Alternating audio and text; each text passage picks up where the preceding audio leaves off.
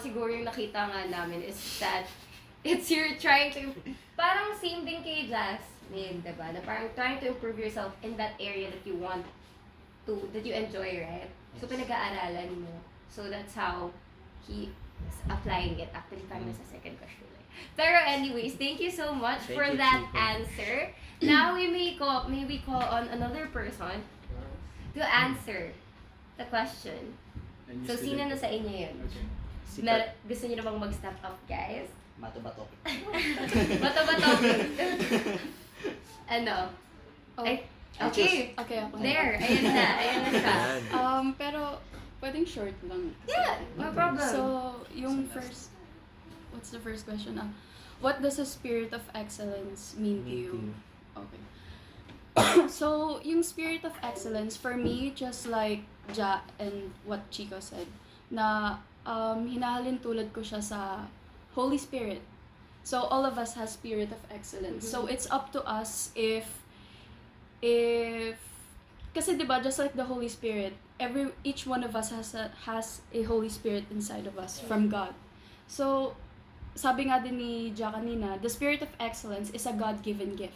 So, it's up to us if parang papaganahin natin yung spirit of excellence na yun within us. Kasi, naano din ako sa sinabi ni Chico na not all of us excel in a single area. Yung sinabi din ni Harold. So, maybe, not maybe, we should ask God to guide us and let the Holy Spirit and the Spirit of excellence work within us so that we should know where we really excel. Like, kunwari, sa bagay na to, we excel at this point. So, okay, wait lang. So, yun nga. Yeah, go. Well, ang ganda na. For example, me, I take hindi, wag na lang ako. Okay. Si Chico na lang. Kunwari si Chico, he excels at IT. Yes. Ganun. He excels at both things, IT and architecture actually, and in math. So, yung tatlong yon binigay sa'yo ni Lord kasi binigyan ka niya ng spirit of excellence sa tatlong bagay na yun kasi He knows na you could help people with those skills. So, for me, yun lang. Actually, I would also like to share this verse. Colossians chapter 3 verse 17 says, this is the Amplified Version. So, whatever you do, no matter what it is, in word or in deed, do everything in the name of the Lord Jesus, giving thanks to God the Father through Him. So, to excel more in that thing, we should ask guidance, of course, Yes. to our Father. Just like we ask our dads or someone na we know na in authority to help us. So, yun lang. Okay. Wow, beautiful answer. Yes.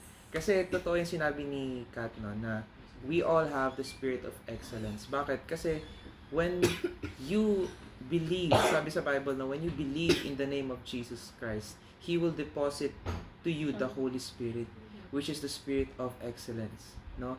Because everything that God does is excellent, di ba? We have beautiful guests, we have a wonderful setup, we have a nice family, we have a good church, we have a good relationships with our friends. No, every good and perfect gifts comes from above.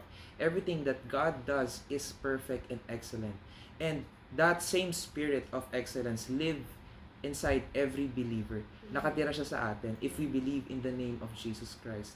So, totoo yung sinabi ni Kat, and yung nag-stuck sa akin na when you have the Spirit of God, you should let that direct you, and you should allow the Holy Spirit to guide you and direct you and actually to dominate your life, your daily life. No, so ma-apply natin to when we go to our schools, no, when we relate to other people, ma-apply natin siya because the Holy Spirit is always speaking better things for our lives, no. He always helps us in our weaknesses, No, when we don't know what to pray for, when we don't know what to say to other people, the Holy Spirit actually guides us and help us to communicate, not to communicate His word, to communicate His heart. No? I remember, di ba, sa Bible, sinabi din ni Jesus na, ay sinabi ng mga disciples kay Jesus, na, show us the Father and we will be content. No, makukontento na kami, just show us the Father. Kasi Jesus was talking about the Father. So, the disciples said, show us the Father, please. Then we will be content. Magiging okay na kami. Then Jesus responds, sabi niya, have I not been with you? So, Jesus was saying that He is the Father. No? He's not He's not the mismong yung image talaga ng Father, but the heart of Jesus Christ in how they serve, how they took care of the disciples. That heart is actually the heart of the Father. That is the Spirit of the Father living in Jesus Christ. And He is showing how to be a father to the disciples. So, in the same way, we have that kind of Spirit living inside of us. No? When we believe Jesus Christ, this is who we are. This is the reality of every believer, that Christ lives in you and you have that Spirit of excellence. So, thank you, Kat, for that sharing. Yes, thank you so much, Kat. Yeah, let's go to the next. Okay, let's go to the next. The last contender. Yes. Please answer question number 1. Miss Universe. Yes. Ay, Sige. basahin ko na lang. Sure. It's about how we keep on choosing to learn. We won't always excel, but we can always learn through experiences, and that alone is a life achievement, seeking for knowledge and God's wisdom. I mean, kagaya kanina yung sinabi ni Chico, nagtatry siya ng new things. I mean, minsan kasi kung magtatry tayo ng new things, we fail at first. Pero hindi dapat natin hinahayaan yung failure na yun na kumaga mag-stay na lang tayo nun.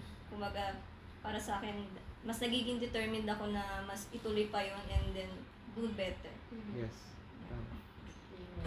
So, totoo, di ba pag nagkamali tayo, sometimes, actually, di ba, baby pa nga lang, bata pa nga lang, pag nadapa yan, kailangan naglalakad siya, titry niya maglakad, tapos nadapa siya, hindi naman siya nagreklamo, ano ba yan, ang hirap naman maglakad, di na ako maglalakad. No, ang gagawin niya, tatayo ulit yan eh. May gusto niyang kunin yung ano niya, yung milk niya, or may gusto siyang gawin, di ba?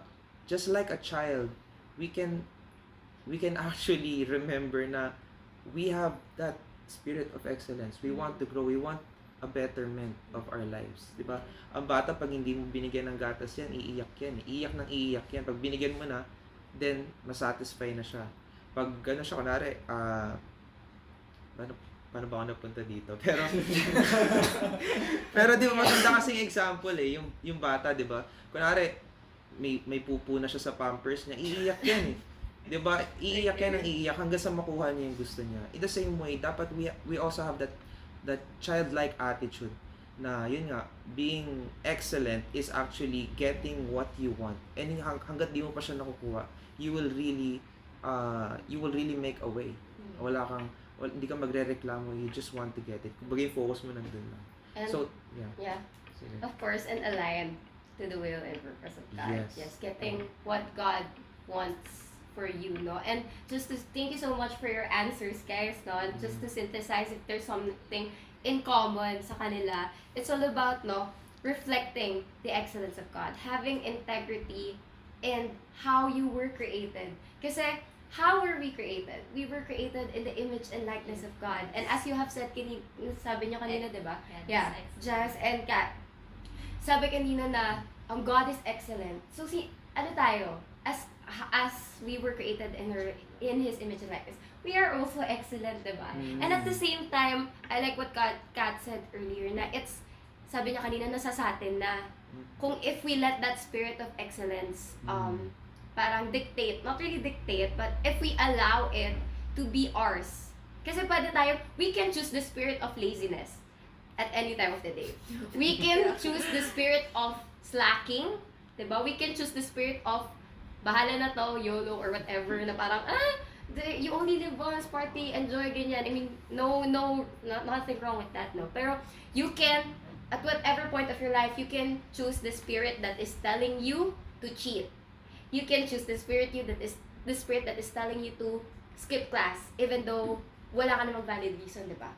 But the spirit of excellence is yun nga, it's developing yourself, striving, but not because you want to for people to see na, oy, I'm like God, ganyan. But it's because we were built for that.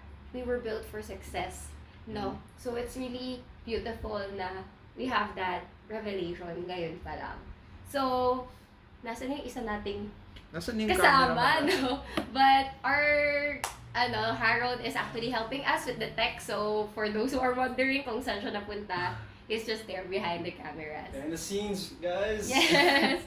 So, let's go to the next question. Sige, let's go to the next question. Babalik na ba ako dyan? Nasa pangalawa pa lang tayo, tama? Pangalawa, Okay. yeah. How can you, okay, this is the next question. How can you apply the principle of doing everything as for the Lord?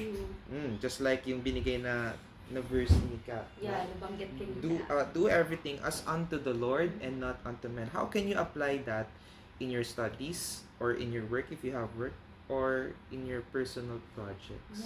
Yeah. Sige. Sige, so, Sige, alam ko naman may mga ready na. Raise your hand, kids. or siguro kanina kasi may nasabi na siya about it eh. Doing everything as unto the Lord. So, maybe we'll call her back. Okay, sure. Yes. So, Kat, ikaw muna mauna.